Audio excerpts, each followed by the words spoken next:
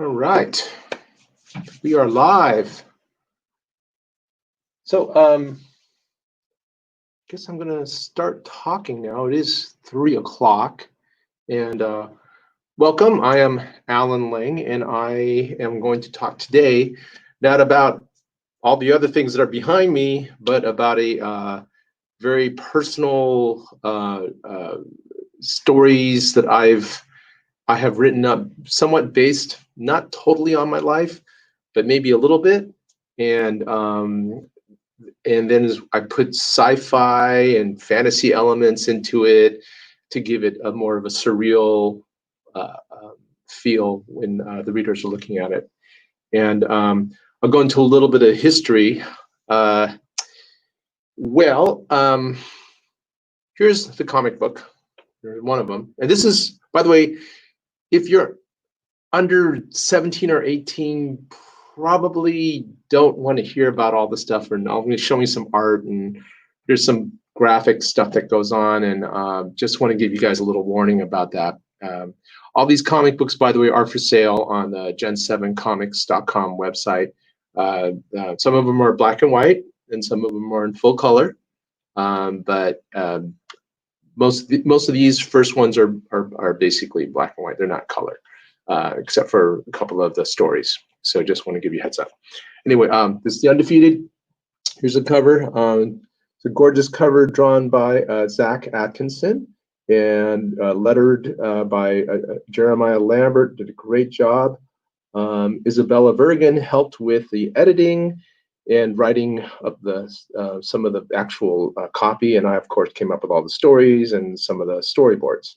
So I just want to show you guys how gorgeous this was. I really appreciate the comic book. It was actually very catharsis for me. The stories actually kind of were based on a relationship I had a few years ago, and it was a short relationship compared to some of the marriages I had. But I mean, after you have all this practice with relationships, you get really good. You're supposed to get better at relationships. And, I thought I was doing a good job, but then, I was eliminated, after a few months. And, I hadn't felt any kind of rejection for a while, and that was really painful for me. So this is part of that pain. I'm going to go over some of the stuff for you. So I had that's a picture actually of that Zach drew of me and my ex, and talked about her, not her in particular a little bit, but basically about my heartbreak. And then we start with this character called the Rescuer. And I don't want to go through all the stories, but I think I should do the comic book justice. The Rescuer is actually supposed to represent me.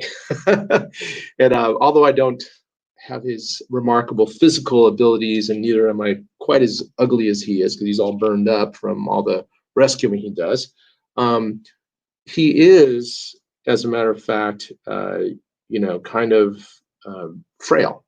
He actually, you think, of someone who's so strong and he's able to go and leap over, jump up 200 feet, and it's kind of like Superman, but doesn't quite fly. You think that he'd be able to handle a little heartbreak, but as it turns out, he's just as human as I think all of us would like to be, except for a few sociopaths and psychopaths out there. And he falls in love. There he is. He's falling in love. Kind of a goth girl on the side here. Woo, goth. Okay. Oops. And there was some nudity there. Took that away right away. And he continues to, it's a nice, beautiful kind of relationship. There's nice, and Zach did a wonderful job with the posture, and some of the pictures actually were kind of pictures I gave him to kind of use to model off of. Anyway, and I'm not going to show you the full ending of what happens, but he finds the love of his life. She is, yeah, that's right. There's some pills there, and yeah, that's some vomit, and she dies. So that really hurt a lot of people when they saw that, oh my God, someone died in this comic book. He's a superhero. And then, wait a second, is he dead? He got all skinny, he stopped eating, and now he's on the floor? And so anyway, I stopped there. The comic does continue, but when I first wrote it, I ended it like that, where he just was on the ground and he was dead. So, but then a few months later, I was feeling a little better, and I said, I'm gonna add something else, and I did. So each story that's in this comic book, I actually continue to write more stuff for each story, long after I thought the story was already finished. So, and you feel a little better, and you write more stuff. So, okay. Anyway, so we did do some really dramatic pages here. So yeah, that doesn't look like I'm having a good time, does it? Yeah, but to be honest with you, I was talking to Zach and I said, we have to have some dividers between each story, because it can't just go from one really different story to another without some kind of dividers. And so I said, let's call them suicide pages, and let's just put some pose, the same guy, the same perspective angle, and looks like he's going to kill himself. And so, yeah, and I talked about how when the relationship ends, it's kind of like a death. So, what is the death of a relationship? So it was kind of this intense thing where there's always some gravestone or something in each one of these stories, and people are just say like, Alan, that's really kind of dark and grim. And I'm like, yeah, I'm not a really dark and grim guy, but I had to get it out. I was, you're grieving, right? And so you just got to get it out of your system. So that's what I was doing throughout this whole comic book. So the next story is actually pretty cool. It's about a guy who is predictable, right? Not really. It's called Tomorrow After. And Tomorrow After, it was written when I was actually walking through the streets of New York City with my ex. And I said, wouldn't it be interesting if you could predict the future up to a certain point, but not that far off, but you knew exactly what was going to happen 6 months from now, 8 months from now, you just kind of knew. What would you do? And now pose the question. Here we go. So this guy's name is Darren, and I'm wearing the glasses now. And he knows what the stock market's going to be. So he's going to be rich, right? Because you knew that. Look, if I bought Tesla like a year ago and I hung onto that stock, I'd be 4 times richer, right? So you can also predict when there's going to be a natural disaster, like big tidal wave, meteor strike. Of course, you can also predict stocks. So it's great. So he has a Tony Stark kind of collection of cool cars. He's got a really cool house right there, cool house. And and he runs into a person of interest for him. And he goes, wow, she's cute. And have dinner, all sorts of stuff happens. Oh, look, get a ring. And then, oops, she's in a hospital. So wait a second, this guy, he could predict the future. So if he knew she was going to get sick and go to the hospital, why would you be going out with somebody like that? Right? Why would anybody want to go out with someone who knows they're going to get sick and die? But it's not like none of us are going to die. So maybe this guy knows something. And so they're in the grim part. I'm going to hide this other. I don't want to see the last page. So the grim part is, you can see here that, that's her grave and flowers. And he's driving off in his fast car. And look, he sees somebody else. And I'm not going to show you the last page. So what does that mean? That means that he knew he was going out with someone who was going to die, and now he's on to the next person. Is it Is that why did he do that? I mean, you could guess he's afraid of commitment. He doesn't want to get married and have to get a divorce and split his wealth. I mean, what do you want to do for someone like that, right? So, So I'm not going to show you the last page, which I wrote later. But I will show you this one. And Zach and I came up with a storyboard, but Zach came up with another thing where, oh my God, he's standing on a real tall building and tossing out a bunch of pictures, and looks like he's going to jump.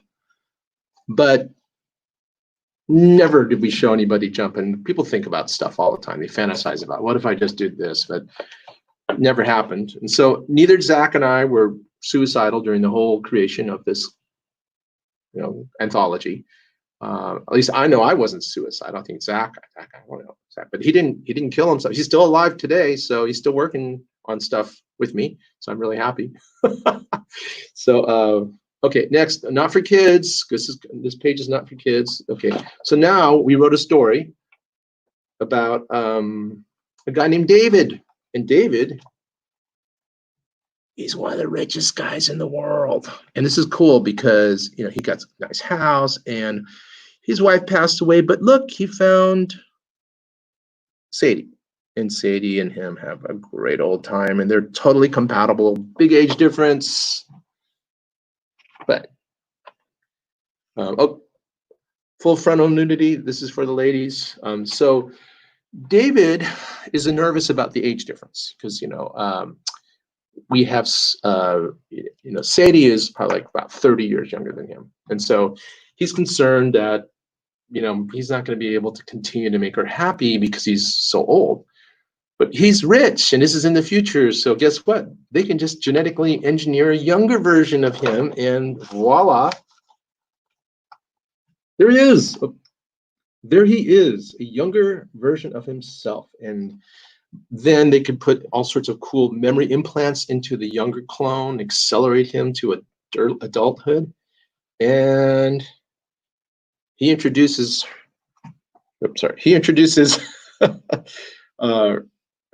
his clone to Sadie, and whoa, I don't think she's not really into him. Yeah, because she likes the older David. You guys can see that. She likes the older David.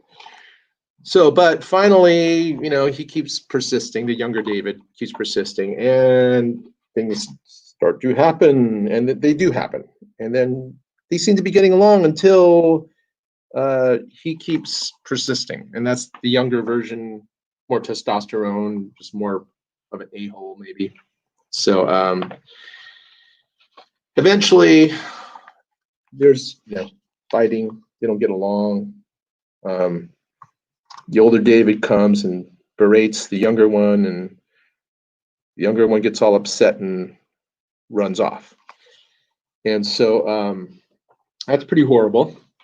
Well, not really. You got get rid of the younger David, and so it turns out he rushes off, and the older David now says, I thought that was going to make you happy. She goes, can you check in with me before you do stuff like that next time?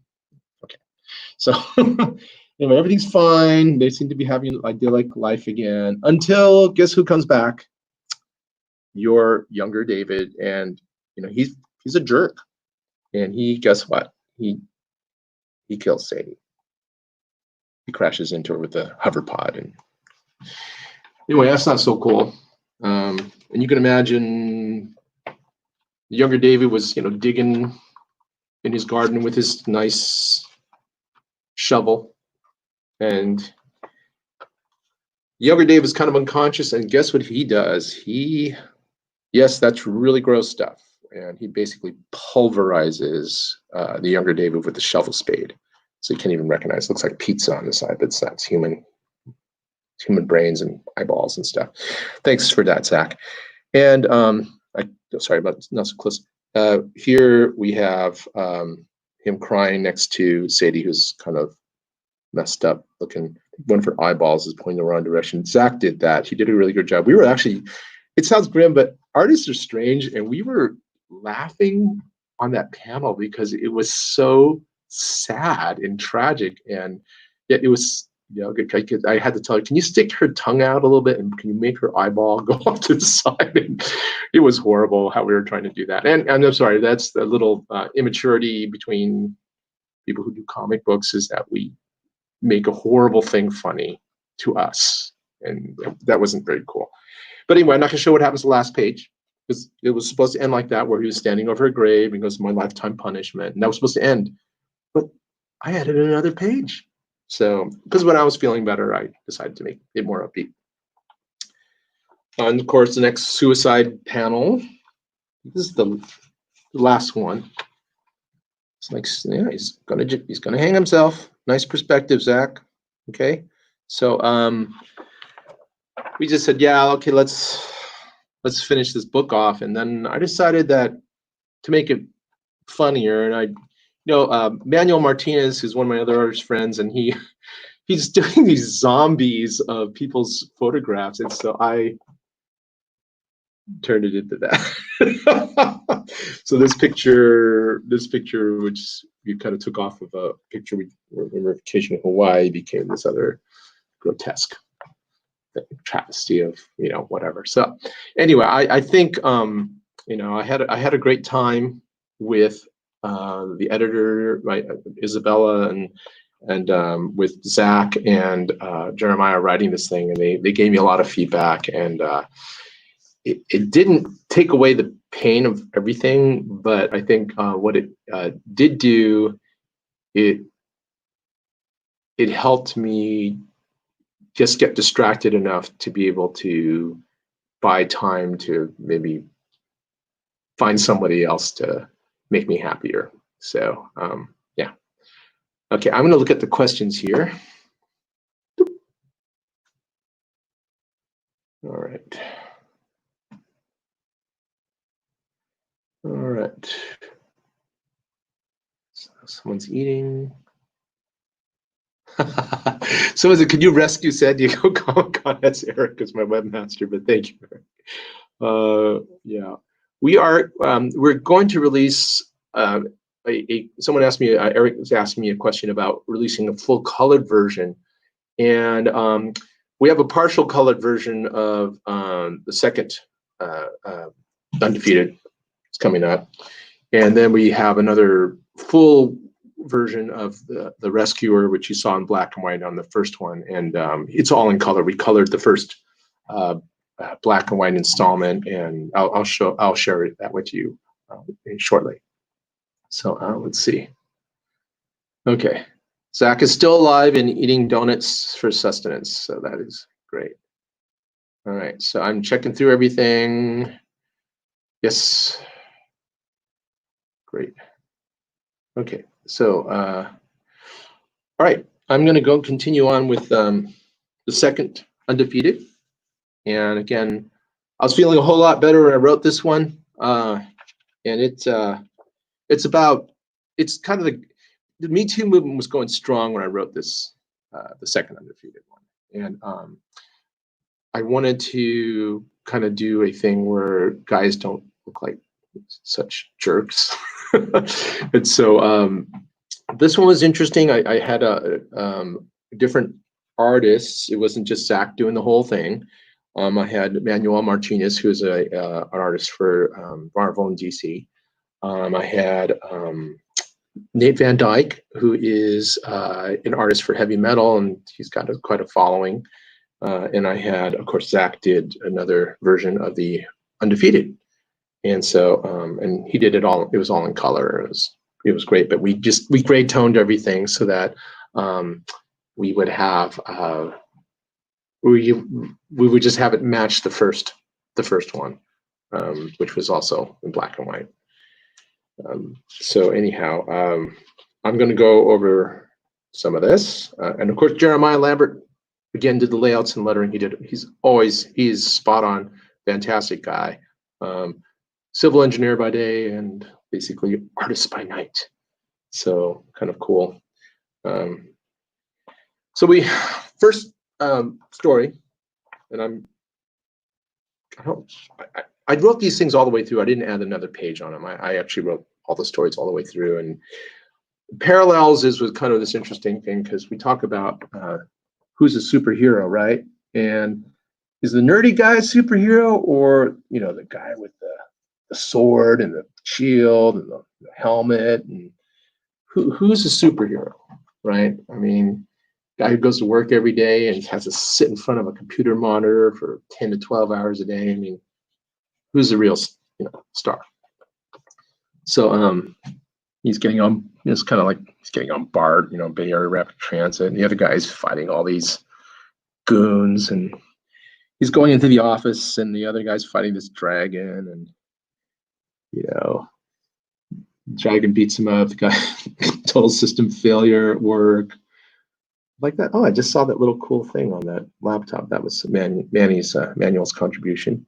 And when a total failure happens, it's just like dragons roasting the other poor guy.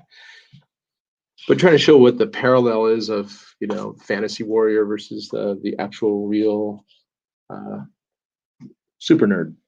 Anyway, so we go through here.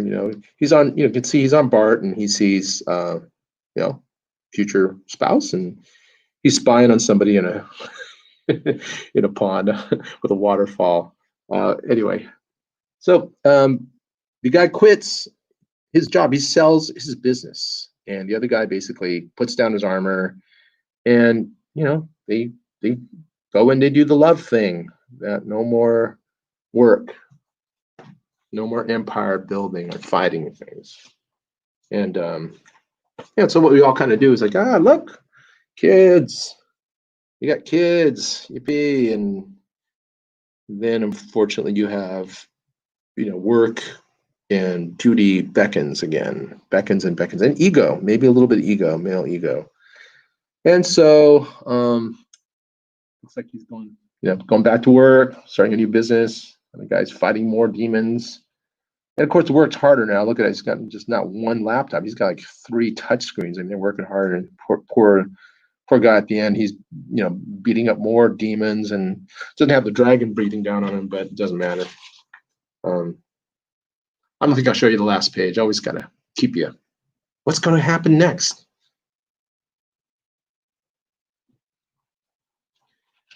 All right. So next one is something I like. I actually do support the men and women in our military. And I don't mean I'd send them weapons and teach them combat. If you don't have some kind of, military force or something, people just overrun you. So, they're basically the target practice for every terrorist and every, person out there who just who hates basically the US of A, which we're very unpopular right now. So, but anyway, I made this up with all the people in the military in mind. So anyway, here we go. So you can see the artwork is really quite good. All right, and we are going into the mind of this soldier who decides that he wants to single-handedly attack a terrorist outpost. Why does he want to do that? Got to read the story a little bit more. So it goes back and forth between his really nice, very emotional pictures that Nate drew, him and his wife, and then he keeps flashing back between him and a bunch of terrorists, and he's here he is shooting away. He finds their outpost, or they should say they find him, and now he has to sit there and do his duty. And so there's a little bloodshed there, thanks to Nate, and still flashing back to his wife at home. This is the best part. Just love. So he gets on top of his Humvee, and of course there's a nice 50 caliber on top of there, and he shoots all of these terrorists away. But what's really weird is you could see that here is his pregnant wife and their dog coming out of the Humvee. Where'd that come from? So is he imagining things? What's going on? So he is trying to defeat the terrorists, and you can see what's going on there. So he's trying to, it seems like we're flashing back. Maybe he's protecting his wife and his kid, and at home, and he's just kind of, that's what's on his mind, and that's what the thing is, on his mind, on my mind. So it keeps going on. Fortunately, he's outnumbered and a little bit outgunned. He's got a little RPG, hits his Humvee and dumps him over. He's still alive though. He's still okay. Of course, this is another scene here, and you can see that he's still talking to his wife. And of course, always got guns. So here he is. So he's doing a little John Rambo there. You can see here where he's throwing the grenade, and there's a dog. Not throwing the grenade at the dog. He's throwing the ball at the dog, and so there's this flashback going on. And of course, grenades and terrorists don't mix too good, or they do mix well, depending on. Of course, they have their own grenades as well, and he gets nailed. Anyway, I think I'll stop there because everybody's going to say, "Oh, okay, so he just got a flesh wound," but it's not that. It's not that just a flesh wound. So I'm not going to show the ending of this story either, because I want people to actually go and download these wonderful pieces of art, which you can get for $2.99, which is, I think, a lot less expensive than some of the other stuff out there. And we certainly spared no expense drawing these things and getting them out there. And hope you get your support. All right. Yeah. All right here. Any more comments going on here? So I hope you guys like the artwork there. And I could show you guys the Rescuer later on, but there's another episode of the Rescuer, and it's this one's in black and white. We kind of gray toned it. I think Jeremiah was able to gray tone it so that we took the colors away so that we could save it for the actual Rescuer full colored episode, which our full colored PDF, which I'll show a little bit of that to you as well. All right. So we got to number 3, and number 3 was of the Undefeated is, I'm going to show this on to you. I do not have a copy of this on paper. It's actually here. So you guys can see that. Yeah. So this is the Undefeated number 3, and we actually decided to color it. So I'm going to go through here. And what's neat about this one is that we had some different artists. We had Angelina Andreas, who is actually based out in London, and I found her on Facebook, and I said, "Hey, you want to do a comic book?" And she goes, "Okay." And then after she was done, I go, "Hey, you want to do another one?" She goes, "No." I think people don't realize, being a comic book artist, you have to have a specific tolerance for consistently making your characters look consistently the same at every single angle. And that's not easy. If you have a model, you could probably get away with doing that, but most of these characters are all made up. So you have to have an image in your mind before you start drawing them, how they're supposed to look, even their nose, how their eyes are wide, eyebrows, hair, everything has to look very, very, very much the same for panel to panel. And you don't have the luxury of having the same angle every single time. So sorry, Angelina. Yeah, I know it was difficult, but Angelina's a great concept artist. So yeah, she's great. Let's see. Whoops. So we brought Nate back, and Nate did a really cool another black and white, except we colorized it this time, and doesn't have to do with as much killing, honestly. I think this one had less killing in it, but doesn't mean that people didn't die, but we had less killing, a lot less. Let me tell. Sorry, back to Empty House. Empty House is about a person who has done great achievements in his lifetime, but professional achievements, but has not done anything personal. And so, he uses his his professional achievements to try to attract, woman of his dreams, and he somehow succeeded. So that's, but I'm going to go over the artwork real quick and show you that to you. Reunited is a kind of a sci-fi love story. And The Rescuer, of course, this is the third installment of The Rescuer. So we're going with that. All right, here we go. So you can see the artwork. It's pretty nice. We start out kind of black and white on this one in gray tones. But it's about this architect who builds an incredible house because he wants to attract the person that he wants to live the rest of his life with. And he waits and waits and waits because the guy's got no social etiquette. He thinks that he can get away with just building cool things, and the women will flock, and not going to happen, buddy. So, but now there's the cool thing. Notice the color. So when he's kind of like black and white, kind of degraded, not very interesting. But when she comes in, she brings color. She brings vibrancy to his kind of monorail, razor sharp focus architect engineering mind. And of course, they have a great reason to kick it off because sometimes opposites attract, right? Right. So everything's going good. Yeah, he looks like Keanu Reeves because I told Angela, can you make him look a little bit like Keanu Reeves? And she goes, sure. So she did. And you can see here, unfortunately, as we all know about certain relationships, as time goes on and on and on and on, and people start picking on the 1% that isn't so good, and that's what he does because he's an architect, he's an engineer. He can pick on the little things because that's what can make things fall apart, and she just can't stand it. So she leaves him, but it's not over.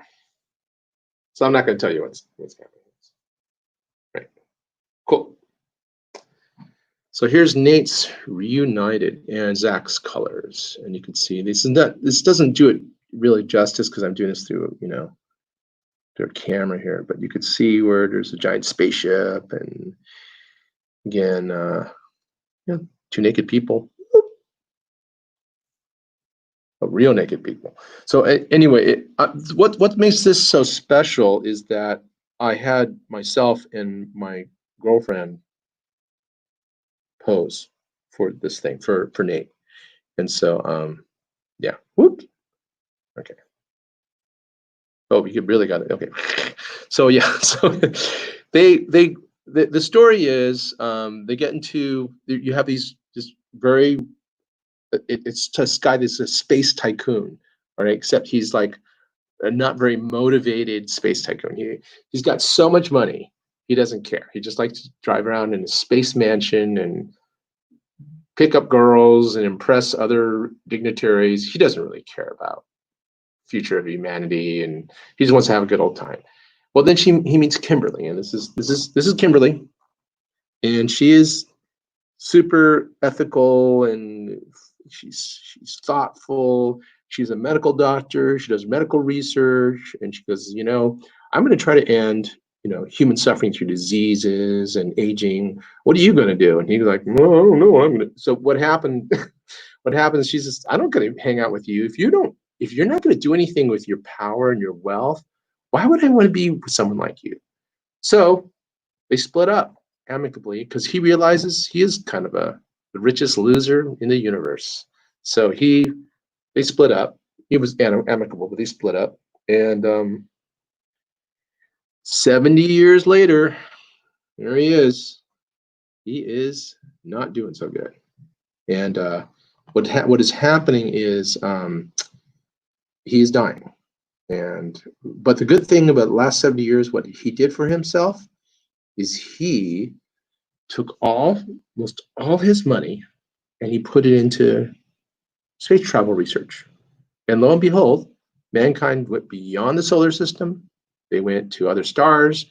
Now they're going to other galaxies because he decided to take his money and put it someplace and help basically humanity reached for, better space travel, faster space travel. We didn't go into space travel too much. We just said that he did that. And so here's the cool part. She comes back to him. Wow. But she's young. She is young. And you know why she is young? Because she did her research and she became her own research project. She is able to defy time by taking these special kinds of drugs that basically take up old DNA and old cells and be able to make them regrow faster or just reverse aging on a cellular basis.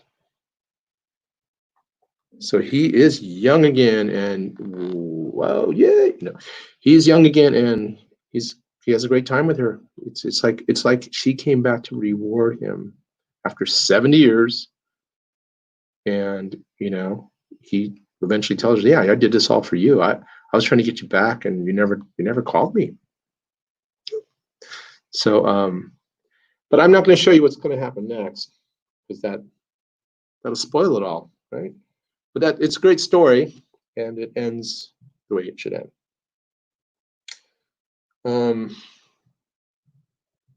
So we have, again, an episode of The Rescuers, and this is done in color. And it's a flashback. It's when before he became all scarred, you could see he was just this yoked, young guy who happened to be over 7 feet tall and almost 400 pounds of solid muscle and bone. Whoops. And yes. So you could see Zach did a great job. There he is, KL. He's huge. And we show the old good old American football scene. Yep. And he just knocks over everybody like a bowling pin. And all the defenders hang on to him. They're not going to stop him. So you could see here, he's scores like 35 touchdowns. Nobody can stop him. He's unstoppable, and everybody loves him. He's the big hero. And there he is, not in uniform, and now he's sitting on the airplane with a bunch of other people. He's going to go to his, college recruiters want him, so he's just flying all over the country, full ride scholarship. But unfortunately, nature calls, and plane's hit by lightning, and it is going to go down. So now, first of all, he doesn't know, he knows he's superhuman. He doesn't know how superhuman he is, right? So what happens? Plane crashes, and he starts to save people one by one. One by one. And then he notices there's a little bit of a fire going on that fuselage by the engines. He better hurry up. So now he's starting to grab people 2 at a time. And you could see Zach's amazing artwork. He's good at doing explosions and fires and destruction. And yeah, here's that. And thank you very much, Jeremiah, for this incredible special effects. Incredible special effects. That's really, really great. Thank you. So what's a guy to do when there is a burning plane? What is he going to do?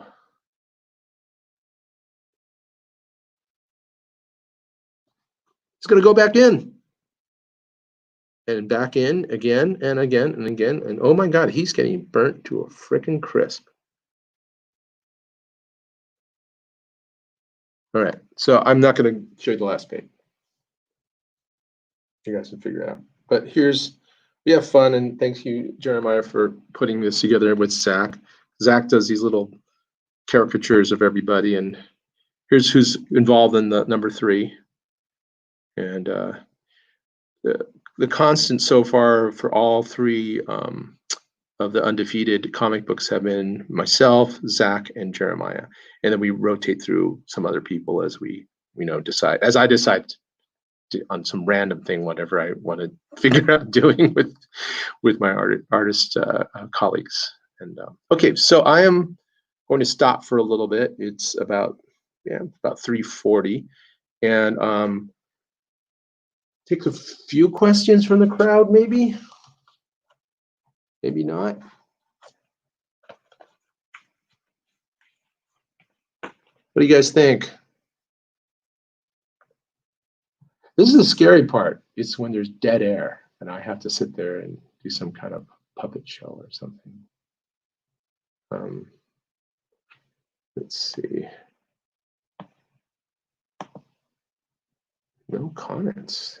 Something's not happening here.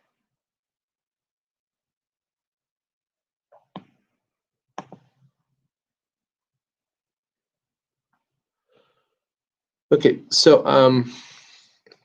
I guess I can show you the rescuer colored segments, but I'm just going to scroll through pretty fast, and I want everyone to know that this was not an easy. The number 3, we barely came screeching in just in time to put it on the Comic-Con list here. I guess everyone was really busy, including me. I had to deal with a death in the family, and then moving, and then I wasn't really focused. And you know, it's when if I'm not focused, I can't tell people what to do, or can't even ask them what to do. So we came screeching in at the last minute. I want to show you guys some pretty cool stuff. So I asked Zach to please, can you come up with a real cool cover for Comic-Con, and so he came up with this.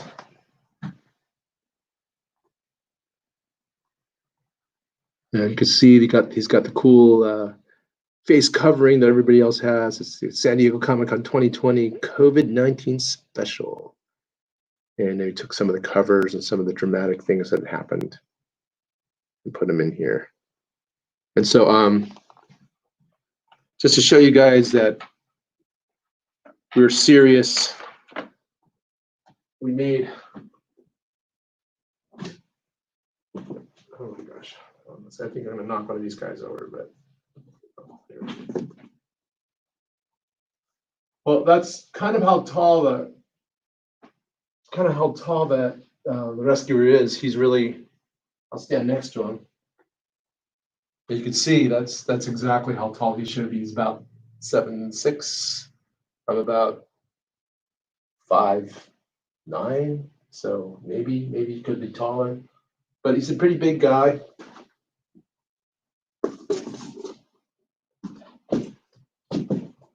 We'll be talking about him next some other time. That's Wallace. He's a cannibal from one of my other little weird thoughts that turn into a comic book. So yeah, it's pretty fun. So what are you going to show? I'm going to show you some color. Oops. So you can see how nice Zach did a great job. He took the gray tones and he took them out, and he decided to color. Now we have a title too that we didn't have before. And Jeremiah definitely was such a great contributor to making the comics look so slick. And look at the bra that we put on.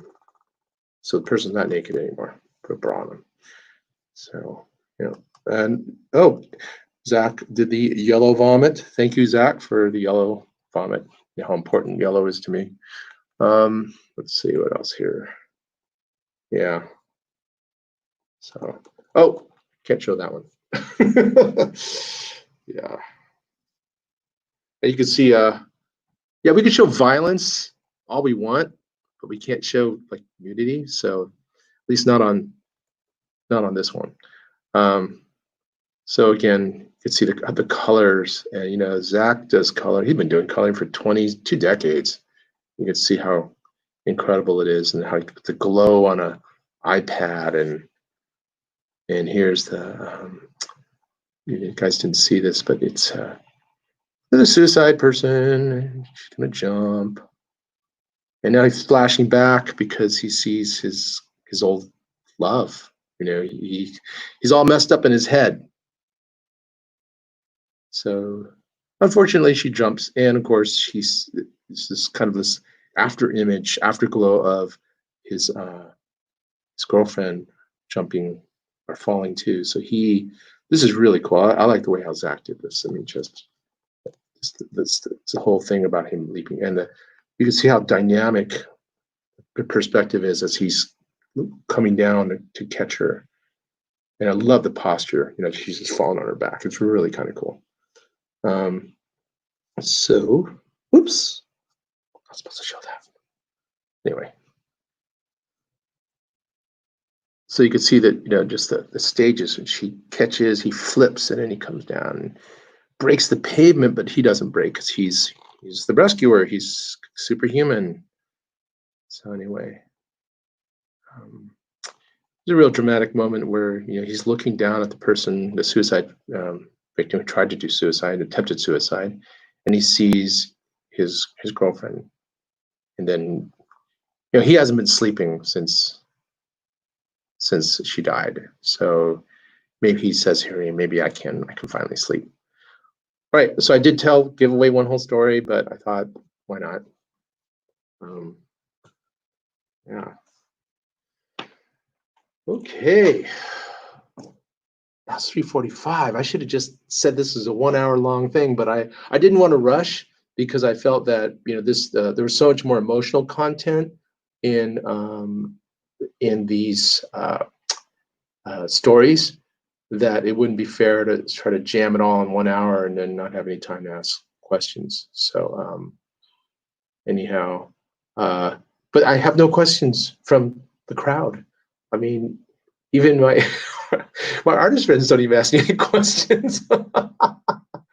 So anyhow, so I should just talk about Zach a little bit, and he'll probably get all embarrassed and everything. But I've never met Zach until last Comic-Con, which is almost a year ago. I never met him in person, and we had talked many times on the phone. I think we worked really well together, and he recommended Jeremiah Lambert to do some of the lettering and layouts, and it's a great reference. And so you know, Zach knows, you know, good people. He's a good person himself. And so what was great was I flew Zach out to Comic-Con. I had some money back then, so not during COVID times, but during that time, and flew him out. And I said, hey, let's hang out, and after Comic-Con's done, let's go to Disneyland. And Zach and I we hung out at Disneyland together. It was really fun and amazing. So we had a great time, and God, we walked back and forth between Disneyland, like, you know, for 3 days. It was just great. And then later on, it was funny because I call up Zach every now and then, and he goes, well, you know, the only person I'd pick up for is my mom and you. And then I was like, wow, that's heavy. And you know, Zach, I know you're hearing all this stuff, but yeah, we're friends for life, and, you know, really glad that we're able to collaborate and do some amazing stuff together. And thank you for referring Jeremiah to us as a good partner for us to create great comic books. And I'm hoping we can get some more distribution going. So someone asked me, what inspired me to do comic books? Why bother, right? Well, I loved comic books since I was a little kid. I mean, I got bribed with comic books. I had to go and, you know, go to the doctor, go to the dentist. Here's a comic book. My mom would always give me a comic book, and I'd just read them. And I was a voracious artist. I would draw all the time, and, you know, do little funny flip things, and just I would draw all the time. That was my release, with drawing. In comics, I have a pretty substantial comic book collection. So I just stopped collecting comic books as soon as I started to actually create them in myself and produce them. So I stopped, and now I might go back into reading them again. But in the meantime, I just love comic books, and doing my own was probably the best kind of therapy that you can get, because if you've always dreamed of something and you can never do it, it's like your life is always a little bit empty. You don't have that satisfaction. I think when I went to Comic-Con for the first time, and there's a story behind all that too. It's kind of weird, but funny and scary. Going to Comic-Con for the first time and being behind the table, all of a sudden, everything changed for me. It's like, okay, this is where I was supposed to be. I was supposed to be the comic book artist. And I was, raised by a very traditional, Chinese immigrant family where you were supposed to be a doctor or an engineer or a lawyer or an architect. Architect and lawyers, but doctor, engineer, not bad. So, but business guy, and I chose medicine, in the physical therapy, which wasn't a medical doctor, but I chose the physical therapy route. And my dad and my mom were very pleased because I opened up my own business. I did very, very well because I worked 80 hours a week. And finally, after 20 years of that, I got to the point where I said, I think I need to do something else. Then I got sick. So, that changed a few things too. And, finally getting back into creation. And I'm a musician also. I write music also. So I did the music thing before I did the comic book thing. It was almost like reversed because I used to draw and then I got into music. And then later I got back into music and then I started, I wouldn't say I did the drawing, but I did definitely love the storyboards and helping, work with Zach and Nate and everyone and Manuel, just to try to come up with the general flow of the story and the storyboards together. And I think working with this very extremely talented group and hardworking group of people, it's been great. I found that comic book artists are pretty much, I am a nerd. I am a comic book nerd, artist, comic writer guy, and I wouldn't change anything. I'm so happy doing it, and it's an addiction. There's a guy who got me more into this. His name is Mel Smith, and those of you who don't know Mel Smith, he is definitely one of the funniest and craziest guys I know, and certainly he's got a big heart. He definitely is a giver, and I met him through another musician friend of mine, and he was able to help Christian and I complete our overly ambitious graphic novel. And then he'd introduced me to all these great artists. And I can tell you, these comic books wouldn't look like this if it wasn't for Mel, because Mel introduced me to real professional comic book artists. And that's why the comics look like this. Because if you want to have great comic books, get great comic book artists. Okay, so yeah. I think with Comic-Con, again, it's a lot of work. I don't know if you guys know how much work it is to be an exhibitor there, but you got to bring all your stuff down there. And my exhibits are not tiny. They cost time and money to set up, giant creatures that are museum quality, just all the front loading that we did to get things going, printing up the books, bringing all the books there, bringing the staff so that our fans can have a good experience buying stuff or talking to people.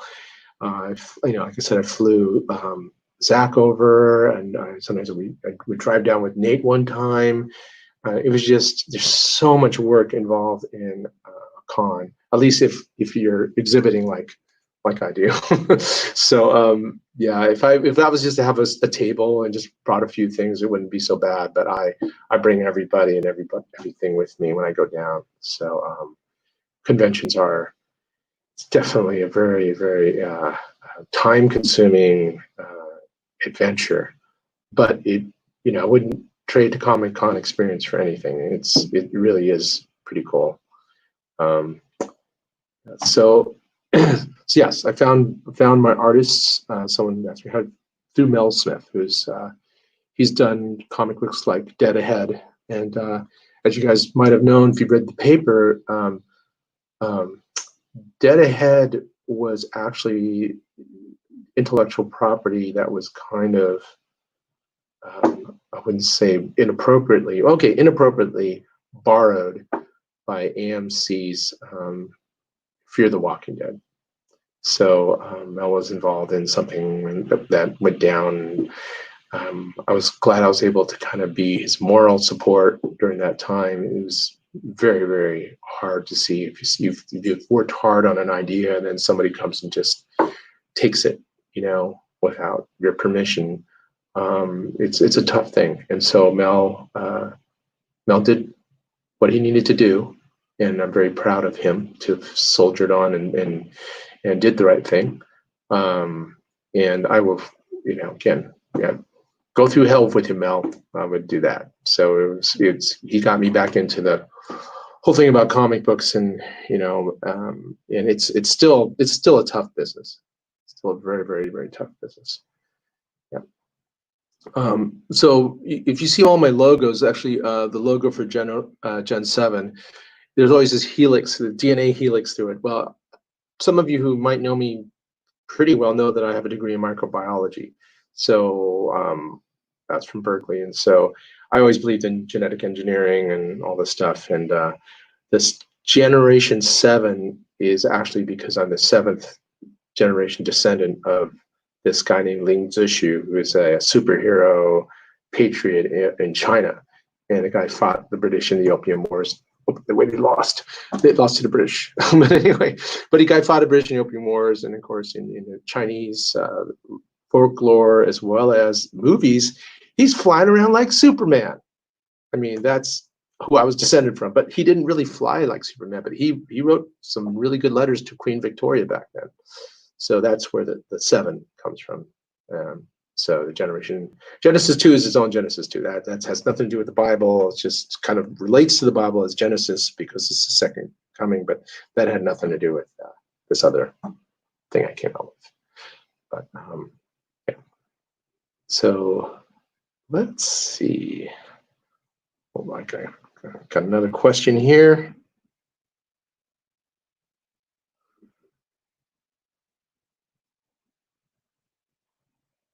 Okay. Oh, the double helix in Genesis 2. Again, it has to do with the DNA. Yeah, I put double helixes everywhere, don't I? Okay, so yeah, anything to do with genetic engineering, boom, double helix. And I think John Hageman, who is the letterer for Genesis, came up with that logo. And I told him, you got to throw a DNA thing in there, as that it's just the title doesn't mean anything by itself. So again, I had a lot of great artists. That, by the way, John Hageman is a great artist in of himself. I just happened to use great artists to help me do lettering because I don't know how to do that. And so I've had a lot of support from my artists. And by the way, I want to say something nice about John. Hopefully he'll watch this. But John and I had a nice makeup lunch one time because he was mad at me for being myself, and I was so upset at myself for coming across being such a kind of a demanding jerk, which I wasn't trying to be, but I became one. And so we talked, and I just said, hey, look, I'm sorry I came off that way, and I've just been under a lot of pressure to get things done. I had this breakup, and but from the breakup, I got all these great ideas, and I'm writing all these stories. And John said something really nice to me. He said, Alan, you shouldn't use misery for inspiration. That is not a good way of creation, coming up with creation. He didn't quite word it that way, but I knew what he was saying, and he was telling me to not be miserable. And unfortunately, when I am miserable, I do write great songs and I come up with great stories because I'm trying to use those things to comfort me. And so I think when someone asks, why do you do so much stuff? And maybe I'm trying to comfort myself. The world is, as you guys are finding out, kind of hostile.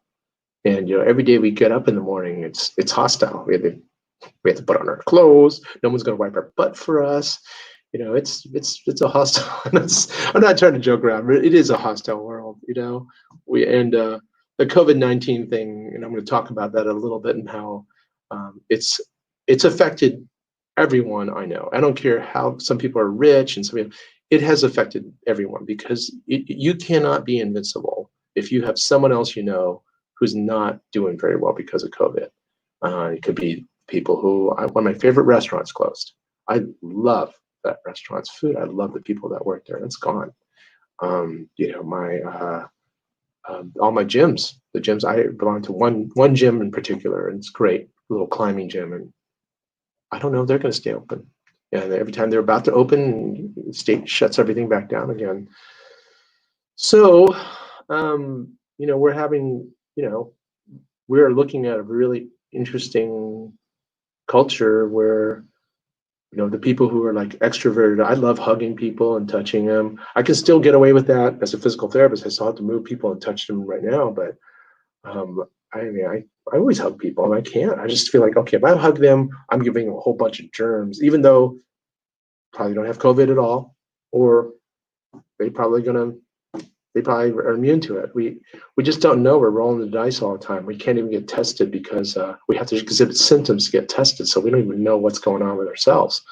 So yeah, so that's what's going on, and that's why I put out the COVID special, because I thought that would be kind of cool to just acknowledge some of the frontline people, and just also let people know I'm not in a bubble.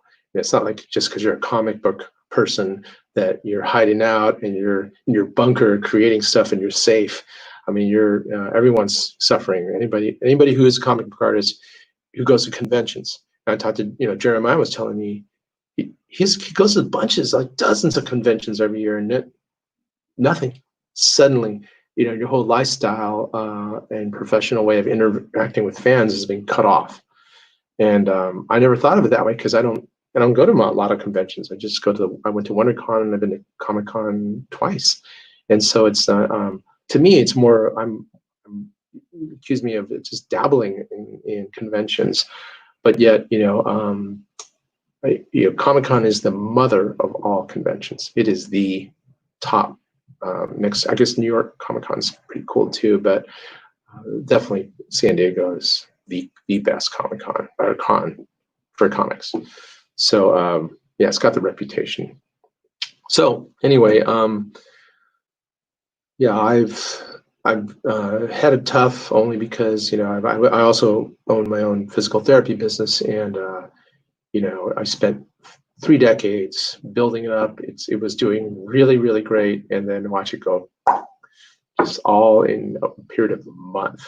People just, even if they needed therapy, they weren't coming because they didn't want to get sick and die. So that's how much fear mongering was going on. And now we're finding out that you can actually get out there and do stuff and you don't get sick. It just depends on chance and who you're exposed to. And that person you're exposed to is really virulent and has all the, the virus particles coming out of them, and you're going to get it. That's why hospitals are actually a bad place to be right now. So, yeah. So, let me see if I got any more comments going on here. I'll just keep blabbing away. It's 4 o'clock right now.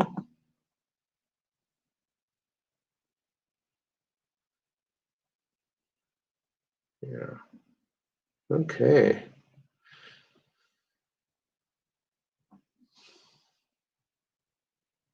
Oh, okay. So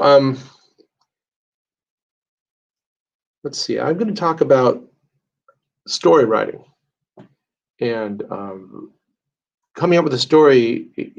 I think it could be, if you're out there and you come up with an idea, how do you translate that into a story, right? And just like I said, I was walking down the streets in New York City and I go, hey, what if you could tell the future? What would you do? You hold that thought and you keep asking yourself questions over and over and over again. How can I turn this into a story that's relatable by other people? And the themes of love and heartbreak are super relatable things. I mean, everyone's loved somebody, everyone makes mistakes, everyone has experienced maybe, somebody dying that they love. So you can take common themes and turn them into something that is relatable, and you can then throw some science fiction in there, some other alien attack or something, but it has to do with some human interrelationship. That then you can do something that people will like to look at. Just like Walking Dead is a classic tale of people in survivor mode, but people still having relationships, and they're fighting against these zombies. So they threw the zombie mode in there, but look, COVID-19 is not any different from a bunch of zombies, right? We're hiding out. We're kind of scared to go get food, and we're scared. And so,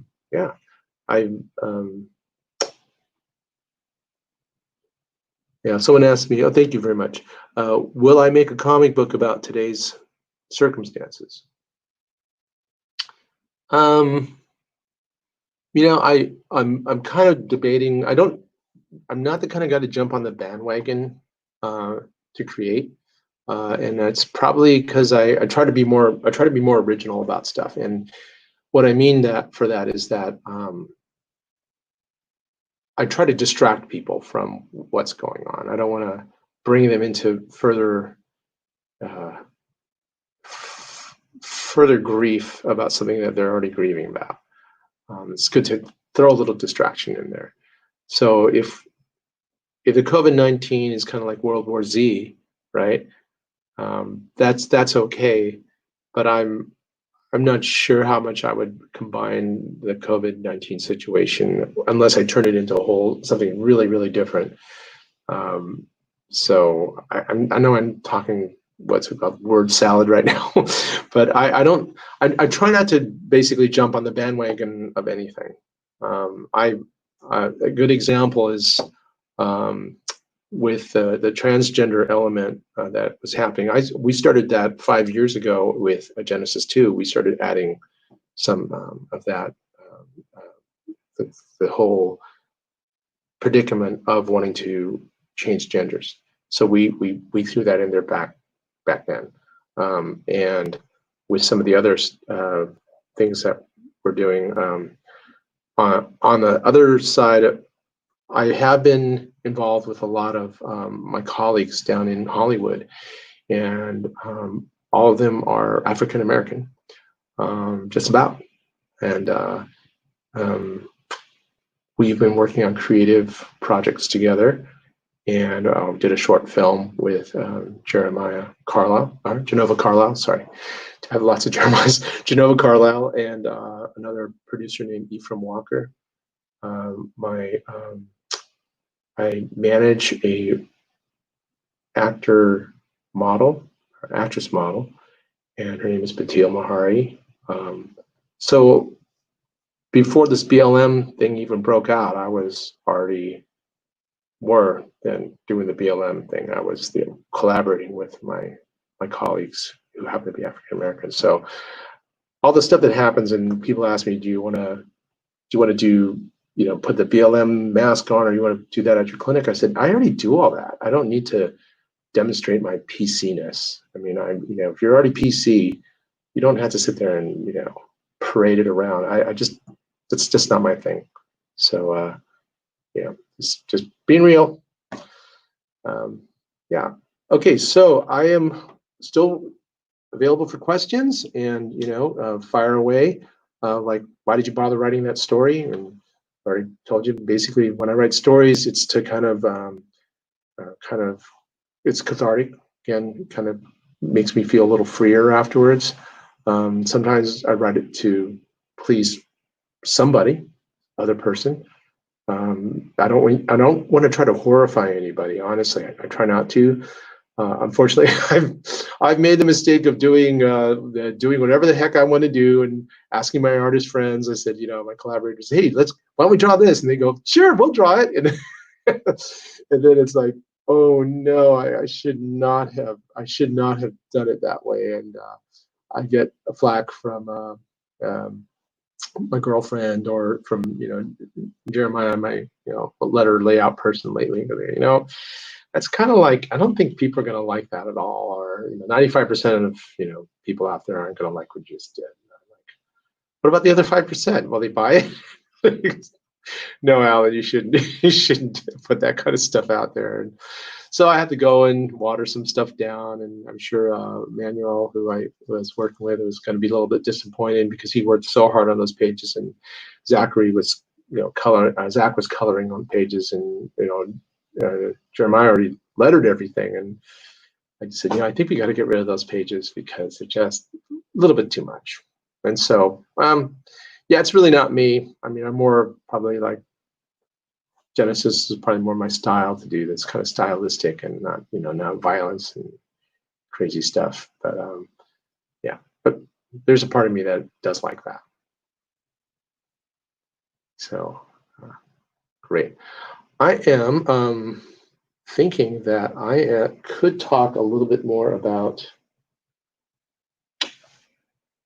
Genesis. As you guys know, I talked a little bit about it last time, and there was some great. I made a mistake, by the way.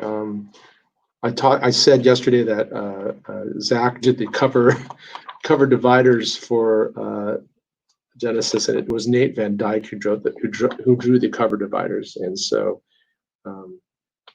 these are some of the. That's Manuel Martinez. He drew this one here. Oops. And that was early on. She looks like Princess Leia, but that was early. Man, why'd you draw her with a dress? Oh my God. So skirt on, right?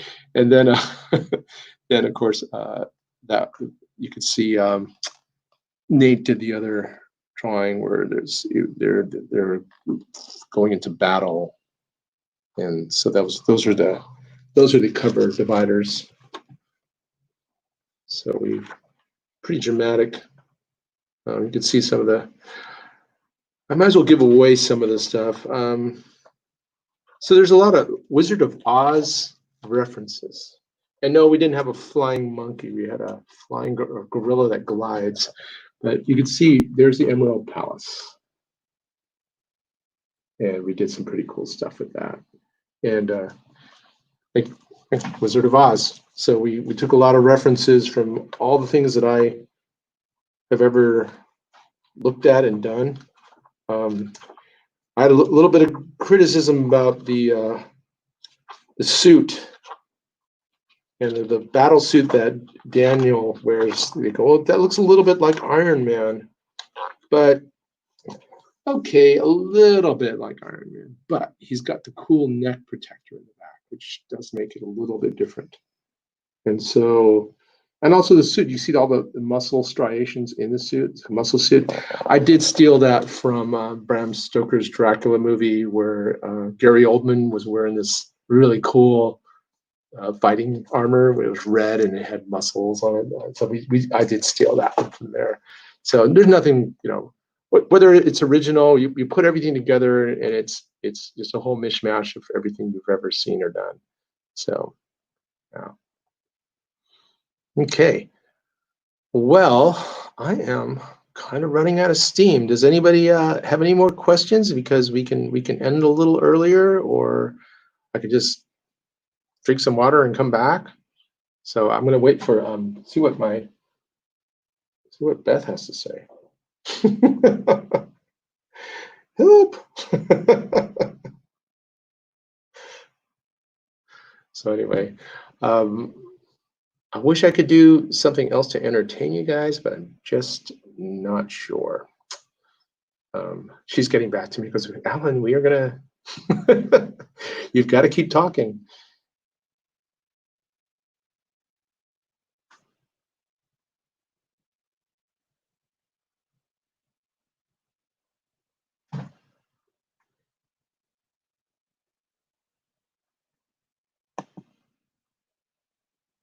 Oh, well, that's good. So I'll tell you about some of the stuff, what happens when a guy who's a physical therapist and a comic book writer and creator goes down to Hollywood and hangs out with people who are in the industry. And I don't want to say anything really discouraging, but when you go down there, there's a lot of distraction, and whether that's intentional or whether people are misleading you or people just don't want to give away any secrets, I I would have to say that there's a little bit of competition when you go down there. I'm not competitive, I'm collaborative, but there's there's this thing where there's, and I'll tell this to everyone, there's very little room at the top, very, very little room. And so nobody wants to see somebody barge in there and take up space at the top. You have to be very, very, very good at what you do, whether it be acting, whether it be coming up with great ideas and finishing projects and making them happen. Being rich doesn't mean anything down there. You can be rich and make a horrible movie. And so it has to do with your organizational skills, your taste. You have to have good taste when you go down there. I would say, again, there's the whole magic of being down there and meeting the stars, but it's all pretty much a set, right? And everyone's acting, and it's really fun to be down there unless you're broke. And then a lot of people, like right now, I mean, nobody's able to make it down there because all the productions basically almost shut down. So I went down there to find an agent. I wanted someone to promote my materials, and I can tell you, I did find that agent. Matter of fact, on the second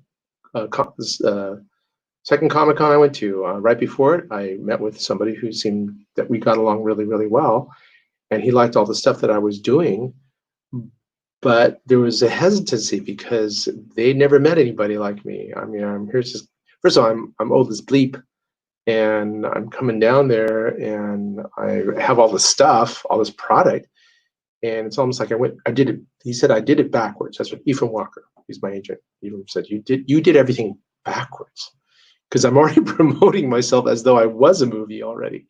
And it was funny because my goal is, I wanted to see something real happen.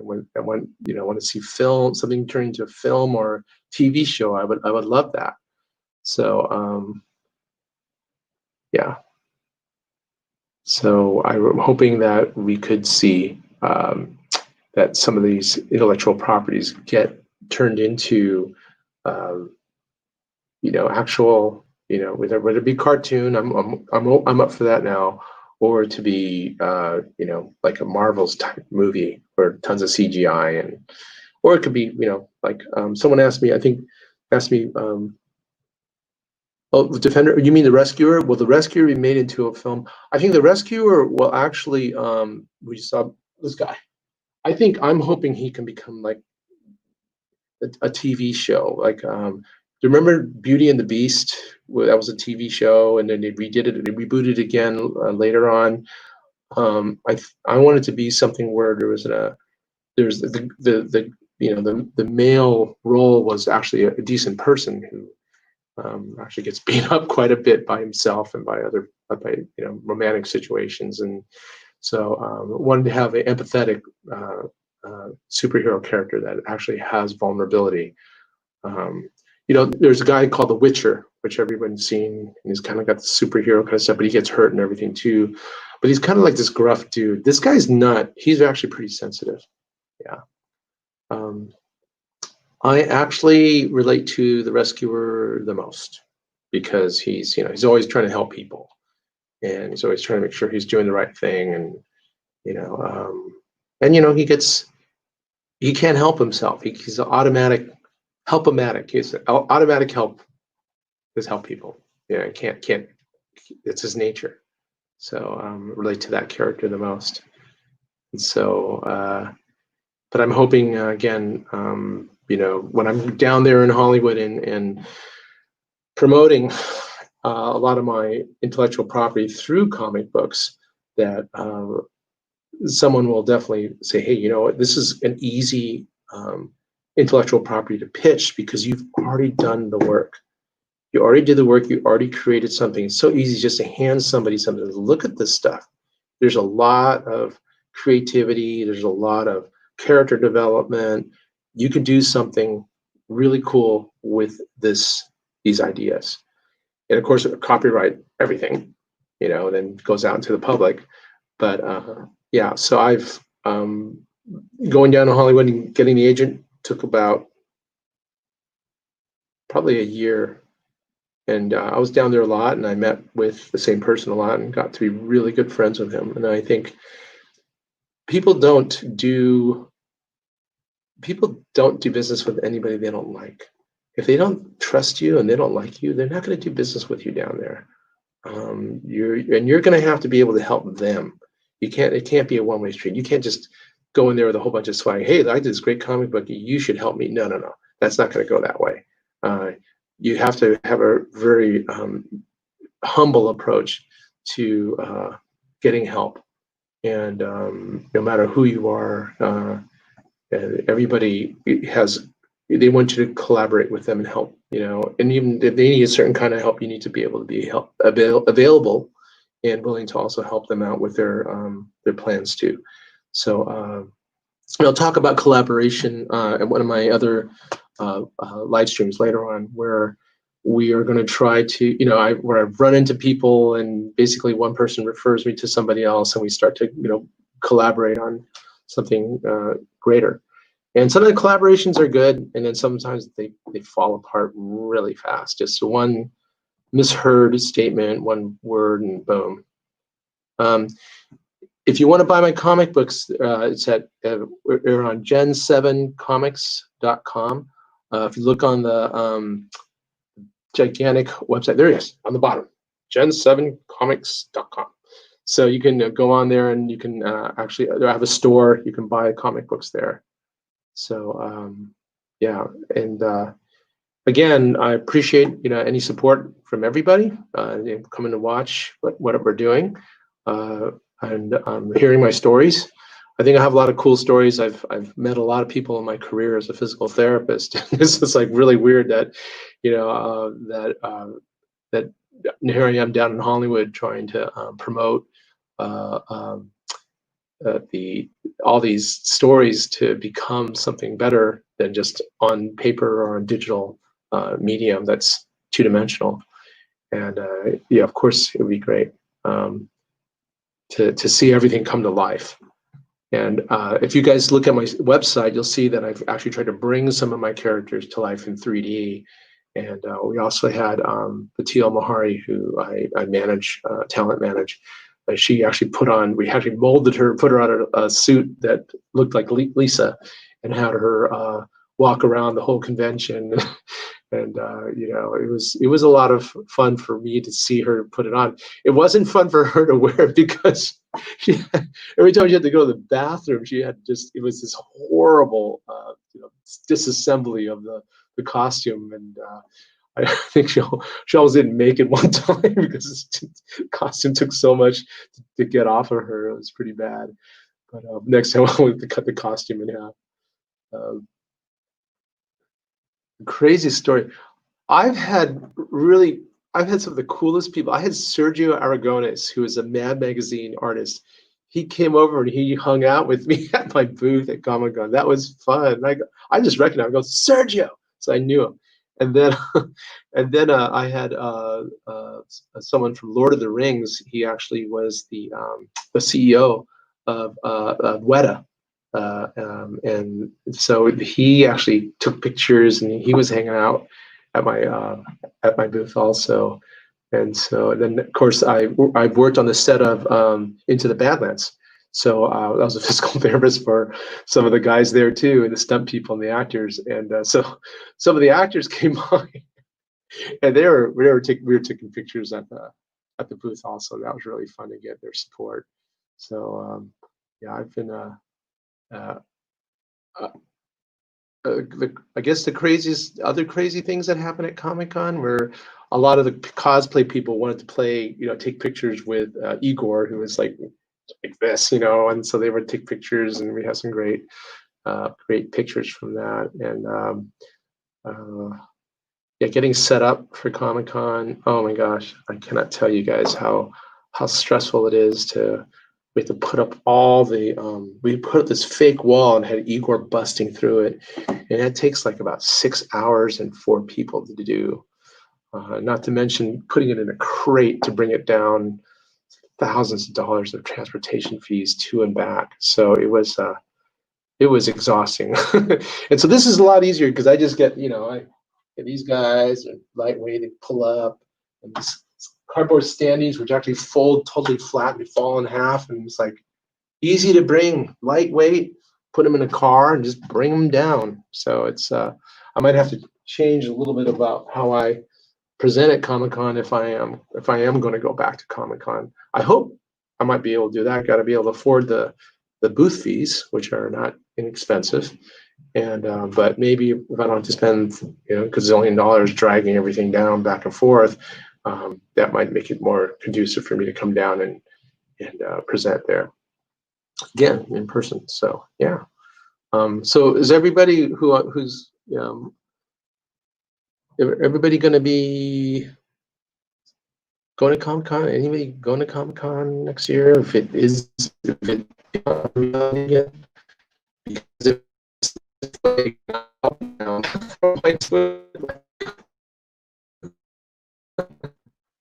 all right.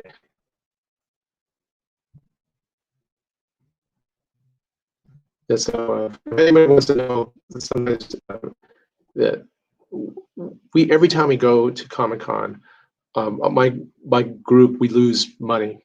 Just as every time it's no, we don't sell enough books, we don't sell enough merchandise. It's because we're virtually unknown. Yeah, they're virtual unknowns. And so when you're unknown, you're competing against DC and Warner Brothers, Marvel, and Disney. You're gonna have to keep going to the shows and keep expanding your fan base. It takes years to develop, something that's going to be great. Some of the success stories that we are hearing are because of these people who worked at it for so long. And there are a lot of artists who have worked on it for a long time, and they don't ever really make money. They can't even buy their own cars. I mean, they're just it's a tough business. Being creative, art, musician, any of those things nowadays is, there's again very little room at the top. So I would encourage everybody, keep your day job. That's what your parents would say, right? Keep your day job. And my parents, not being a racist, but they're from Chinese American from China, and gotta keep your job. Don't give it up. And I still, to this day, I still have my day job, even despite COVID. And it has helped with funding a lot of what I'm doing right now. And also, I've done real estate and, developed real estate. I had a construction company. So I did a little bit of everything, and I think that has helped me actually being able to really help fund a lot of the things that I'm doing, because if it wasn't for real estate sales that I've done and other things, I don't think I could, even buy even though it's not that expensive to buy all the stuff to bring to Comic-Con, to traveling, and it's you're going to have serious funding to do all this stuff. So yeah, but Comic-Con is very, very magical. My Comic-Con story, by the way, was I got into WonderCon, and I don't think they knew my creatures were this big. And so when we finally set them up, they're like, "Oh, I thought you were like little models." And I know they're like, 11 feet tall and 7 feet long. And so the next time I said, "Look, I really want to go to San Diego Comic-Con." And Justin Duda, who's great, his exhibitors director, he came and goes, "Oh, shoot, look at this thing." And, I kept asking, "When can I get in? Can I get in? Let me in. Please let me in." And then 3 months later, I got a letter saying, "Somebody canceled or somebody moved their booth. Do you want to come in?" I said, "Yes, I do." I had less than a month or maybe 6 weeks to get everything together and move down there. And fortunately, I already had the animals built, but it was like scrambling to try to get some kind of, the advertising, and then get all the animals together and move, get ready to move them. And but once I was there, it was like opening night, preview night came, and I wasn't unprepared for preview night. I thought preview night, there'll be a few people. Oh my God, all the hardcore people were there. And we sold probably more books that night than we did on all the other 4 days that we were there. And there was only 2 of us. There was myself and one of my best friends, Tom Staughton. Tom was there. That guy is amazing. He could tell, and the kids love Tom. Tom's a great storyteller, so he was telling the stories behind everything. I think he sold more books than I ever did. So anyway, yeah. What are the best parties at Comic-Con? Oh my gosh. I never went to any of the parties. And the reason why I was too busy exhibiting. But if I could go to the parties, man, I'd be going to every single one that I can get myself into. And yeah, because I don't think you want to lose a party. They have parties in hotels outside of Comic-Con when they ran out of space. So people were having other parties, some gaming companies. I would just go crazy and hit every single one that you can, see which one matches your vibe. So yeah. Let's see. I do have a hardcover book. I have many hardcover books left, and we sell them online. We sell these books online. They're, like I said, 134 pages. I had the fun part of it was Daniel Wu, who's we got his to endorse, a little forward there, and Stephen Wang, who's made all the comic book here. Stephen Wang actually was the guy who designed the Predator in that Arnold Schwarzenegger film, and now he's had his own special effects and modeling company for decades now, and guy's amazing. And he really helped me with coming up with the whole design of the characters to come to life. Yeah. So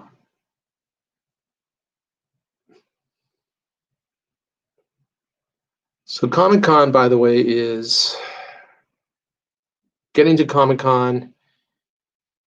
They jack up the hotel fees by probably 300 or 400%, and then parking is impossible practically.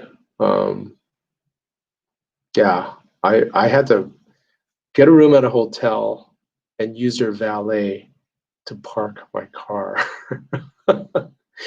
And we got other hotel rooms in like 15 miles away. We would stay there. One or two of our booth assistants would stay in that room, which had the valet service, and we would bring our cars and park in their valet parking. So it was just a lot of logistics are amazing. But once you do your second con, your third con, then you kind of dial in how to save money, where you can give out a little bit, where you can't. I mean, when I was at Comic-Con last time, we'd still had all these books left over. I was just running contests, just giving them away, and I was like, "This is great."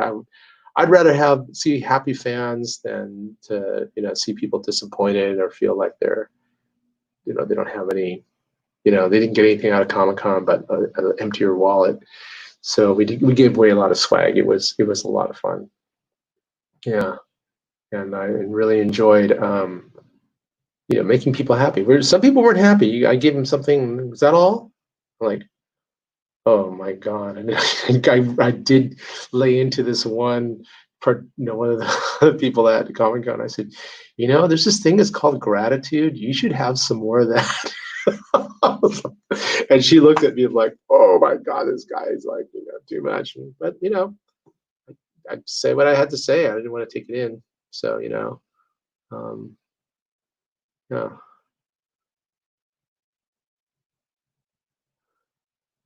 Yeah, Eric, thank you. Yeah, I'm trying to make sure that everybody has something they can get lost in.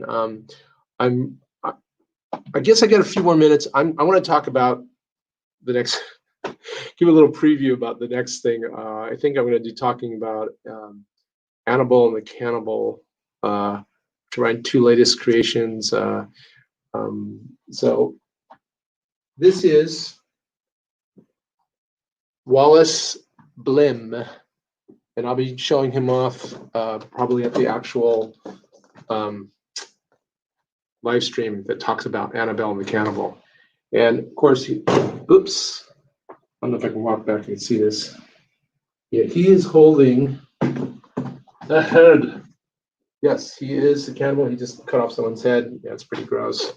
And by the way, Comic-Con did not let us show this or the guy's head on our advertisement, which is in the back of the souvenir PDF, which is free to download. It's gigantic, by the way. You should get that. And that's really nice of Comic-Con to give free PDFs of their souvenir book to anybody who logs in at Comic-Con. That was an amazing thing for them to do, and I hats off to them for being generous that way. And then, of course, I have my other character. This is Annabelle, and Annabelle is actually it's actually Batil was going to kill me, but Annabelle is actually Batil Mahari, but in a cartoon Archie form. So we had her set up this way. And Annabelle and the Cannibal is actually it's kind of a triple X rated Archie style comic book about a love story between a modern day cannibal and a very interesting, beautiful woman. And I make fun of it a lot because, yeah, someone says it looked like me, and I'm like, really? Then I looked at some pictures of you, and I was like, maybe 5th or 6th grade. They're right on. So yeah, I wasn't trying to make fun of myself, but then again, if you can't make fun of yourself, there's something wrong with you. You better make more fun of yourself than other people can, because there'll be someone who's going to dig in on you sometime. So yeah, so I guess next time I can show you the Annabelle and the Cannibal. I'll show you actually a real picture of Batil, and you get to see she's just a very lovely person, inside and out, actually, and she's a good friend and kind of like a kind of bonus daughter of mine. But she's doing. She hopefully is going to do good in Hollywood. She'll hopefully get an agent sometime in the next couple of weeks. But it's been a long journey for her too. So yeah, let's see. Okay, so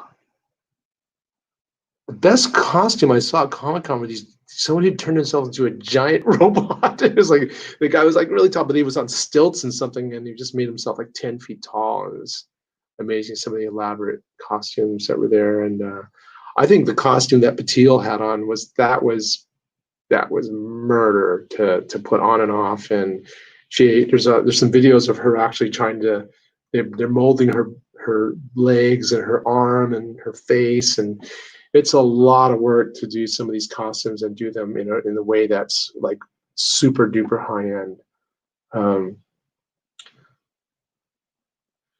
Transporting the models, there is a video that we are going to put out showing the models being transported in these giant crates, and us using one of those giant forklifts to pick up the crate and put it back down, and us undrilling the crates and taking the arms and of the gorilla out, and the dog and the gorilla body. It's so much work, and that's why sometimes if I had endless amounts of money and resources and time, it would be no big deal to just keep bringing those things back and forth. But now that when COVID hits and basically money just evaporated, and so that's the funding. Without funding, you can't really do much. That's what happens. And you can have a great idea, but if you don't have the capital to back up the idea to see it finish, you're just dead on arrival.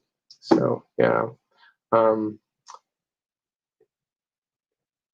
the effort it takes to set up, like I said, for 4 people, and maybe 5 to set up the gorilla eagle, and about sometimes 6 hours to set it up.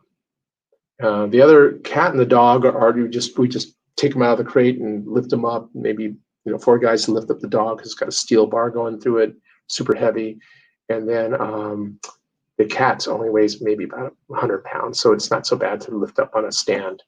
That's not too bad. So yeah, so we really went all out. My agent said you did everything backwards. Just start out cheap, little things, and then go large. And I went, no, I'm just gonna go large first, and then I can worry about the other stuff later on. And yeah, so I don't know why. It's not that I did it backwards. I just wanted to do it right. I wanted to honor the all the hard work that I did, and I didn't want to do anything that looked too cheesy. Although these guys actually don't look too bad, and I didn't pay thousands and thousands of dollars for them either. Just a few $100. It's really nice. So yeah, so that it gets the message across for sure, and it does match up with the cartoon art. So yeah, I've got a lot of things to think about and how to reinvent to be able to go to cons and to be able to sustain the magic at the cons and have people enjoy the books and the stories that I'm hopefully going to continue to churn out. So yeah. So Eric, thank you. Yeah, I do believe the Annabelle and the Cannibal could be a great adult series. It is hilarious. I mean, I think I laughed a lot while I was coming up with the ideas, and you'll be seeing some pages from it at the oh shoot, I'll show you a page. Let's see if I can find. I'll find one of the ones that aren't so. Okay, so okay, that's not cool. I know people cannibalism. Oh my god! But we have recipes. It's a recipe. So I put out little silly things like that, and yeah, see, it's kind of cute. Well, kind of. It's how's a rump roast? See, things like that. It's cute. And very politically incorrect. Very, very politically incorrect. As you see, he shoots all sorts of endangered species. I mean, I tried to be I wasn't politically correct with this cartoon. I couldn't care less. And because everyone is always, it's just a comic. I'm not trying to write a Pulitzer. I'm not trying to win, some humanitarian award. I'm drawing and writing a comic book. People get all worked up over stuff. Must stop. Don't get so serious about things. It's a comic book. Comic book.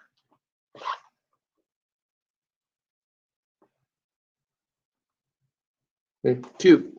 Zach did a great job with the cannibals, by the way. It's great.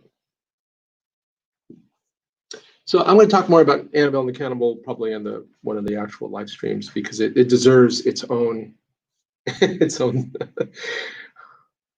It's pretty funny. I'm sorry. I could laugh just thinking about it. All right. Animal models. Our animal models are static. They're just frozen. They're made of resin and steel, and some of them are just literally carved out of foam. So they're just very stiff and static. And then we glued hair or put actual real porcupine spines on them. So yeah.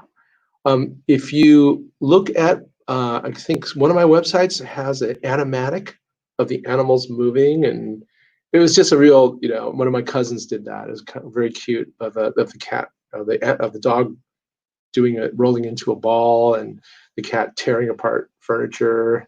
There is like an animated, I call it animatics of those two animals, but we don't have them. We don't have them really. We don't have any animation CGI to show you yet.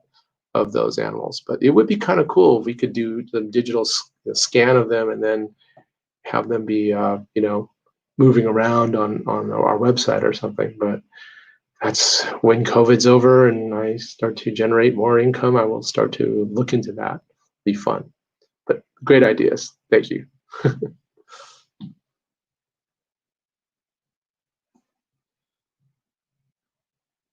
So there's a last stand dodge. Thank you very much for asking questions. And local musician. Yeah, but there's thank you very much for asking questions. If you guys can cook up more questions, I will give you more answers.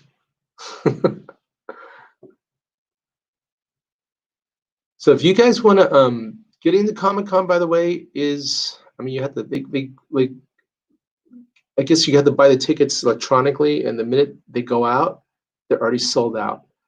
This year, everyone who bought tickets for Comic-Con, I believe it's already sold out for next year because almost everyone's hanging on to the ticket they bought this year, and the Comic-Con folks are letting them come and use that ticket, giving them credit to go next year, which I thought was a stroke of genius too. But yeah, they're yeah. So then Comic-Con is going to happen, I hope, next year. Yep. Yeah.